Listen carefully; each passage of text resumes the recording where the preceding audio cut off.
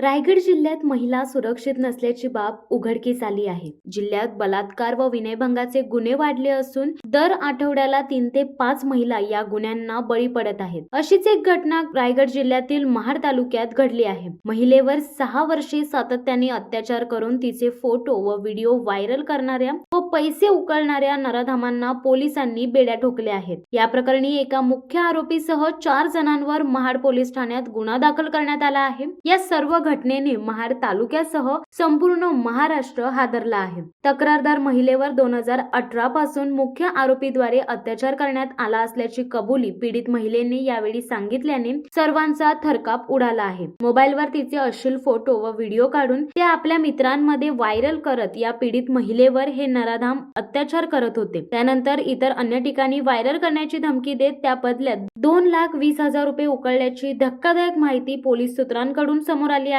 या प्रकरणी पोलिसांनी 4 जणांना ताब्यात घेतले आहे। मुख्य आरोपी इम्रान इब्राहिम अंतुले राहणार चांडवे महाड याच्यासह सनाउल्ला पोरे ऐनान सनाउल्ला पोरे दोघेही राहणार गोरेगाव, मैनुद्दीन हिदायत ढोकले राहणार लाडवली मोहल्ला महाड आणि अकीर हफसर फामे राहणार महाड अशी आरोपींची नावे आहेत। या 5 जणांवर भारतीय दंड विधान कलम 376 2N 342 354 1 2 354 354 ड 384 385 506 334 प्रमाणे माहिती तंत्रज्ञान अधिनियम 2000 चे कलम 67 अनुसार महाड शहर पोलीस ठाण्यात गुन्हा दाखल करण्यात आला आहे व सर्व आरोपींना अटक करण्यात आली आहे। या घटनेचा अधिक तपास महाड शहर पोलीस ठाण्याचे पोलीस निरीक्षक रमेश तडवी करीत आहेत। शिवसत्ता टाइम्स साठी रेश्मा माने, महाड।